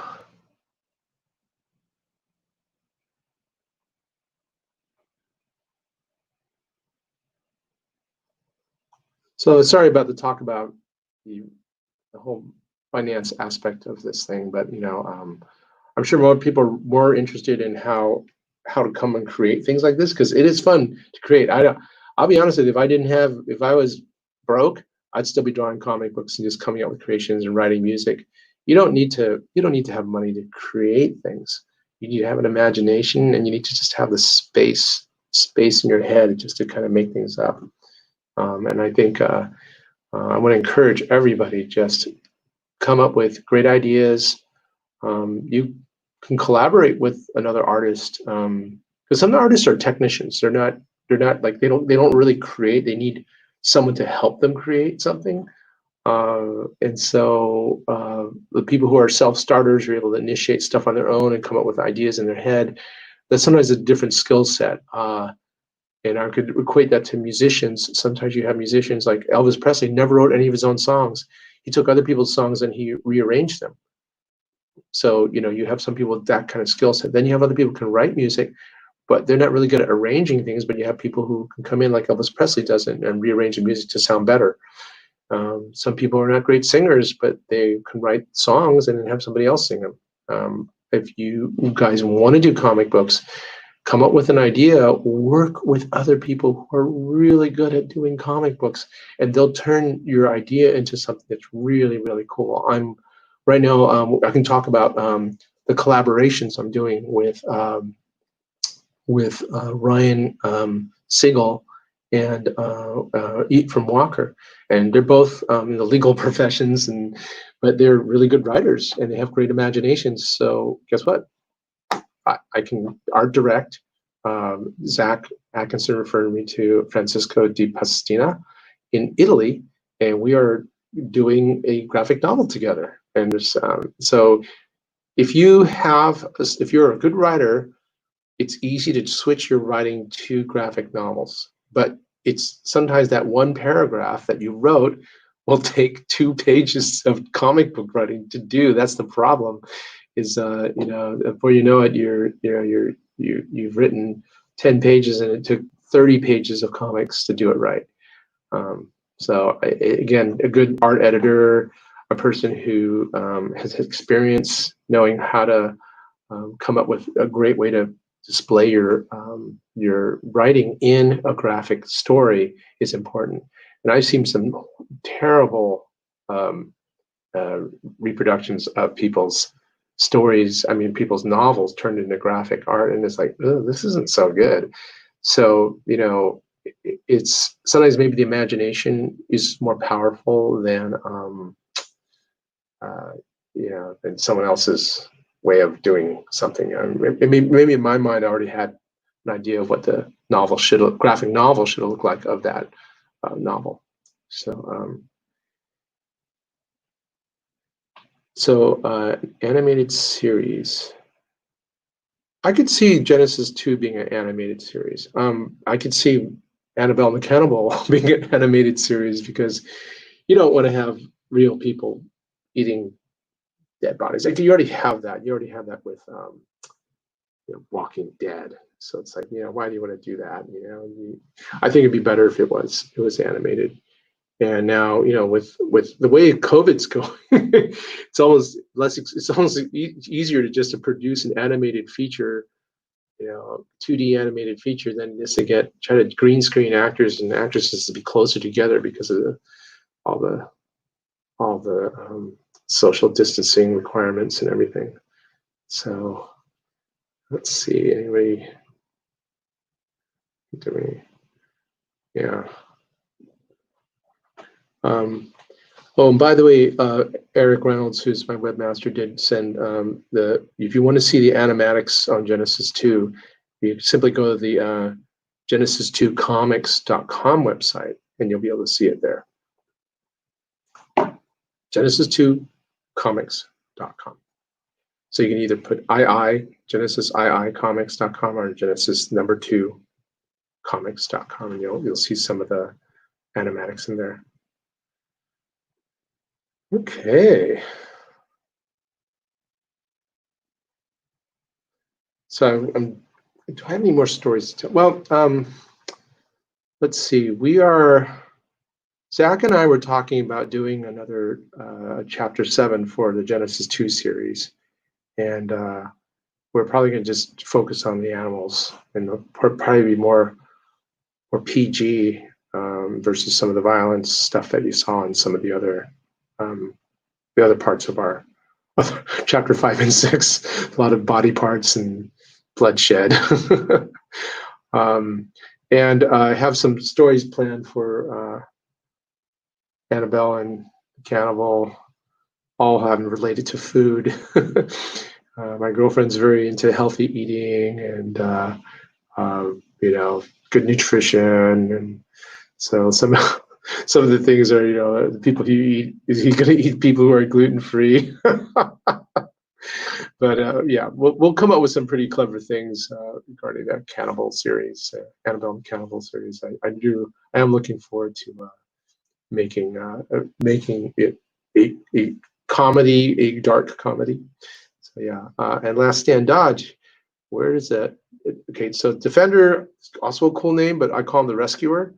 So the Rescuer lives probably in a house that's in a big city, probably New York City. Actually, it's New York. I think it's New York City because one of the buildings that he's on, I actually named the building that the girl's going to jump off.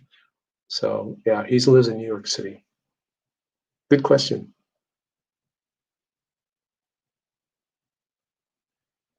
All right. Well, I think I've got 7 minutes left. So should I just do some push-ups or I have a puppet show? Do I have anything else in? Headphone. Well, I do have the gorilla, which I think you guys didn't see last time. So this is a laser. For you guys who are interested, this is the laser print model of the gorilla before they made it bigger. So they did a laser print model so they can get the 3D imaging down first. So that's pretty cool. So I'm holding on the arm because this thing got dropped and some pieces of it came up. I didn't have time to glue it all back together.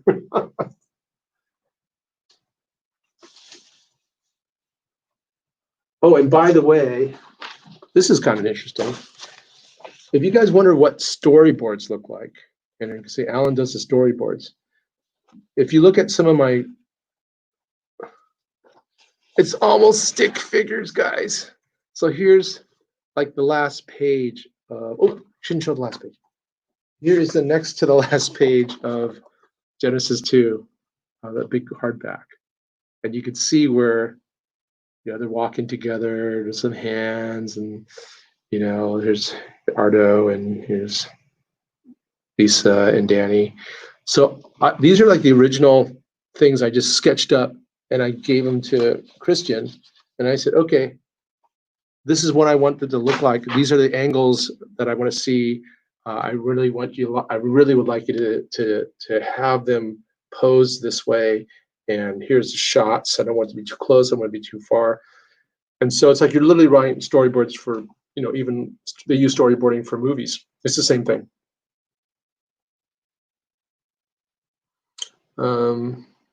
Favorite music that I listen to. This is Last Stand Dodge. I sometimes don't listen to anything when I'm in the middle of storyboarding. It's like I need absolute silence. I know my comic book artists listen to death metal because it kind of keeps them going. They need that adrenaline to keep going. I don't know what Zach listens to actually. I know he does not like my pop music, but I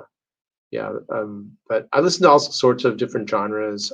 If you on the PDF actually of the souvenir book, which you can download, I actually have one of those QR codes. If you scan it, it'll put you into my music website. And I write music. I do some music videos. I also help produce other people's music. So I'm involved in that that creative genre also. So yeah. So I do physical therapy, healing arts. Like to do interior decorating. I really like it. So I've actually had a small construction company, and we actually did all sorts of interiors. We built a dojo that was really cool. Other people's creative workspaces. My guys are redesigning and redoing a barn and turning it into a studio apartment. So really exciting. Oh, so Genesis 2 to GenSeven. So I already have a music website I called GenSeven also. So I just decided to do GenSeven comics. So I already was doing another business that was just had my music on it. Means I wasn't very creative when it came down to adding more names onto websites and companies. But yeah. So all right. 3 more minutes. What could I do in 3 minutes? A lot. 3 minutes. I could actually, some of my storyboards took me like 3 minutes to just draw and then send them off to the artist, and then with the explanation. By the way, John Hageman, Zach Atkinson, Manuel Martinez,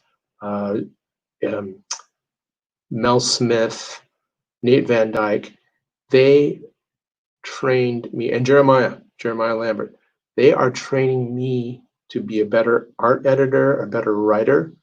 They train me. Okay. And so if you want to become better at delivering comic books that are a pleasure to look at and to read, get people who are better than you to do it.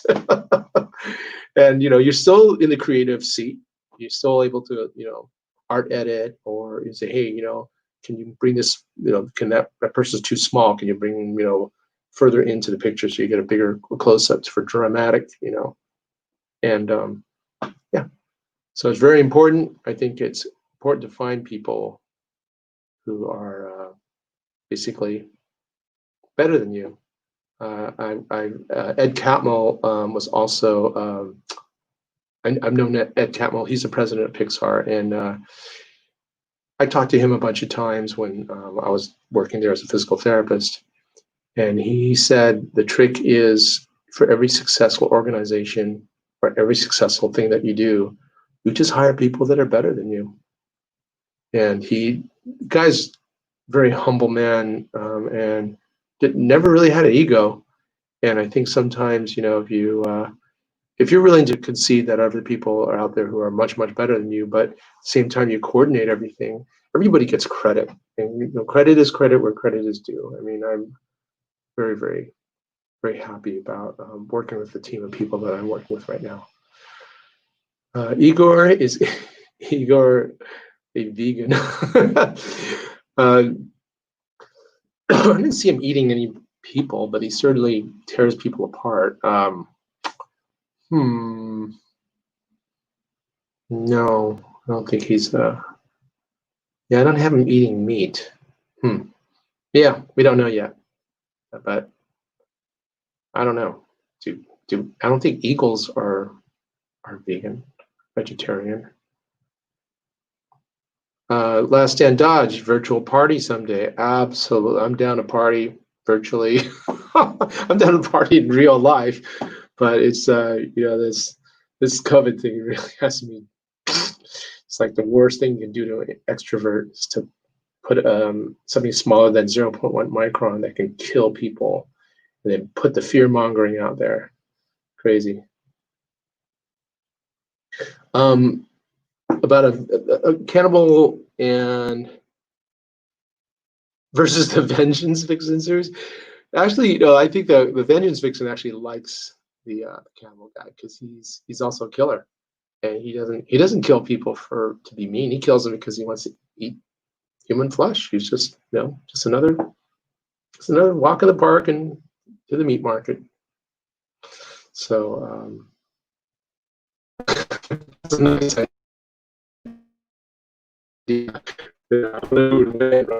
Oh, and by the way, I have, not to be racist, but I do have a Chinese mother, and this is her cleaver. It's the square cleaver that all Chinese older women have to cut. Anyway, that's where that cleaver came from. So yeah, or maybe Zach just decided to just throw a cleaver in there. I can't remember. But anyhow, all right. I think my time is up, and I want to thank everybody for coming and watching me try to wing through 2 hours of this. And yeah, and again, thank you for my hosts helping me out with a few questions as my brain started to stall out. And again, hope to see you tomorrow. I think we have another stream that's in the evening, and I'll be talking about some other fun subjects and waiting to hear anybody else's questions. I think tomorrow's dicier one. I can't remember, but check out your schedule. We'll send out some reminders to everybody. And yeah, you guys have a nice evening.